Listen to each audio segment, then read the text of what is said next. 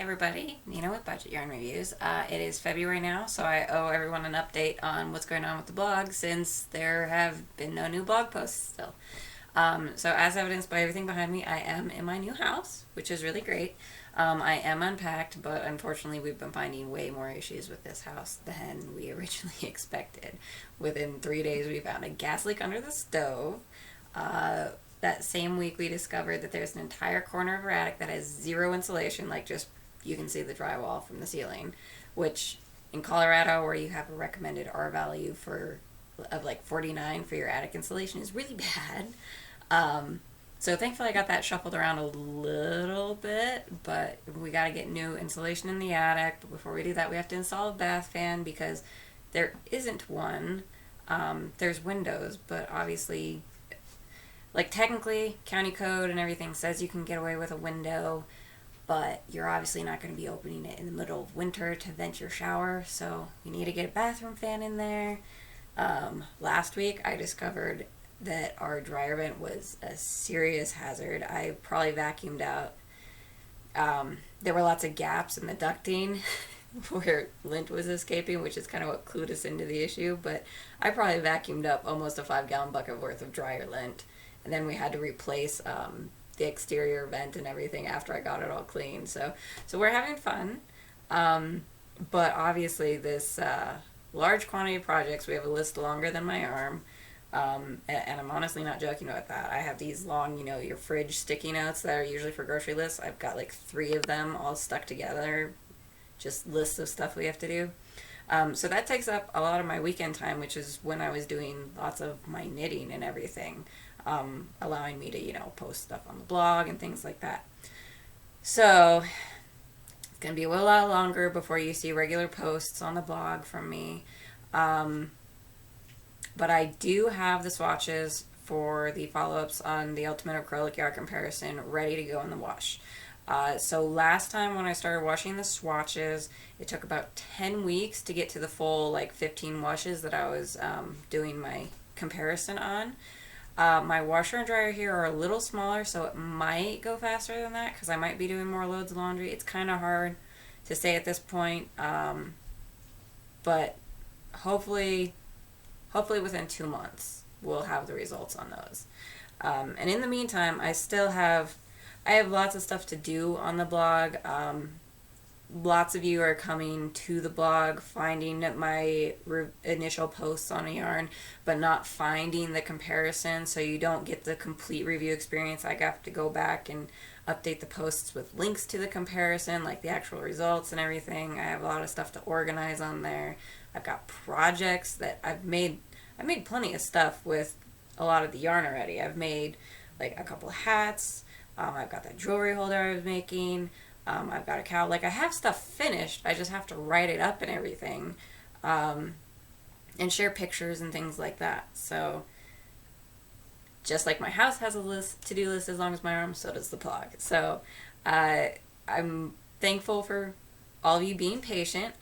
If you do have questions about a yarn, feel free to post in the Facebook group, the Budget Yarnaholics. I do have time now and then to answer questions and get on social media. I just don't have time to sit down and write long blog posts. I mean, I do.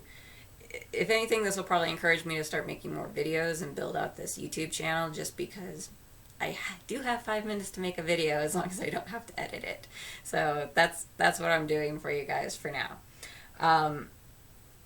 So other than the updates and things that are coming, kind of want to let you know what I'm kind of thinking of doing for the blog next. I have definitely figured out that a couple of my favorite yarns have been discontinued, ones that were in the Ultimate Acrylic Yarn Comparison, some of the winners even. I have not been able to find Loops and Threads Drady K anywhere. It's completely sold out on the website. I haven't been able to find Casey Smooth. It's completely taken off the Joann website, which has honestly kind of bummed me out. It's put me in a little bit of a yarn slump. Especially because then all the new K&C yarns Joann is getting are these thick, chunky yarns, and honestly a lot of them remind me of Loops and Threads Plush from last fall. I actually have, yeah, here's some left over, but So like more unique yarns that it's like, okay, this is great. It's fun for like a hat or something, but you know, it's not something that you want to make a sweater with or a blanket with. You know, they're just trying to be trendy, which I don't know. That just hasn't sat right with me. So I was kind of getting into a yarn slump, and then when I was in the Dollar Tree last week, I saw yarn in the dollar store for the second time ever. The first time I got a bunch of Bernat Dimensions for really cheap, which is, again, kind of a fun, trendy yarn. I tried to make a sweater with it. Didn't really turn out the way I wanted to. But I found a bunch of Premier Just Yarn worsted. They're 60 gram skeins. They're not 100 grams like most Premier skeins. But it looks and feels a lot like Basics.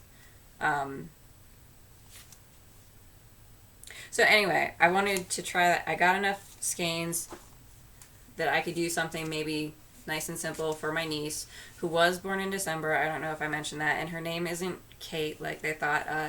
They last minute, day of, changed it to Noelle because she was born the day after Christmas. So hoping to maybe make something for Noelle with this. But I think what I'm going to do is just start, you know, adding on to... I'm just going to continue to add on to the comparison. For instance, Premier is one of the yarns that I'm really enjoying the most. Like, I love the Premier Everyday. The Basics that is going into the follow-up, really enjoying that. So I'd love to see how this dollar store version compares, which will be fun. Somebody asked me on YouTube if I had ever tried Big Twist Classic, and I did Big Twist Value in the comparison. And of course, I originally said I chose Value because it had the most uses and ratings on Ravelry and everything. But I am curious how those compare. So knowing that I have a niece now, or, well, she's technically my second niece, but she's the only one that I can technically make projects for. I'm gonna keep comparing some of these basic acrylics for now. I'm thinking that I want to try and not buy too much more new yarn this year just because I do have a huge stash. I don't want to overcommit myself for anything. So I'm going to be doing small comparisons like that. I'm going to be going through my stash and posting about those things, even if they're discontinued, because it is easy to find discontinued yarns on Ravelry, on sales, which we're budget yarn lovers, so we have to be able to know if a sale yarn in a discount bin or something, even if it's discontinued, if it's any good. So I'm going to try and go through my existing yarn stash, make a few basic comparisons, and then hopefully by next year I'll be back to being able to do a lot more knitting, and I'll get into wools, because that's something that kind of was actually one of the original things that I got excited about when I started buying yarn. It was because I never used wool yarns or cotton yarns or anything growing up. It was all acrylic. So acrylic's kind of like, was kind of blah and boring to me, at least until I started this comparison.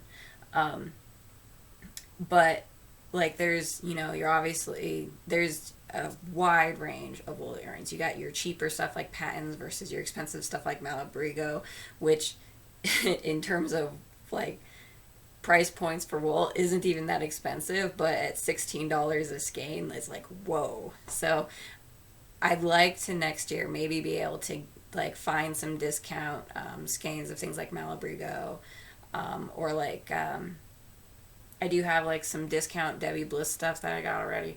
Really compare that to cheaper stuff like the Red Hearts Chic Sheep, the Patons, things like that. So that's where I'm looking for 2022. And then 2021 is finishing up my yarn stash, or trying to, and doing some more basic acrylics. The good news is that I had originally thought that when I moved back to Colorado, I'd have to get rid of my most lucrative affiliate account, which is paying for hosting to keep up the blog. I still make zero money on the blog as a whole, but I am making enough to cover hosting. So thankfully, I can still keep that account. They added Colorado on, and I'll continue to be able to at least pay for hosting and keep this going for a little longer, see if it takes off more. Because it kind of started taking more of a life of its own since I had to quit for all this move stuff, which is exciting. Anyway, this video is 10 minutes now. I gotta get back to cleaning and trying to figure out what else is wrong with this house. So I hope you all have a great week, and feel free to, post questions, comments, and stuff in the Budget Yarn Harley group on Facebook. Bye.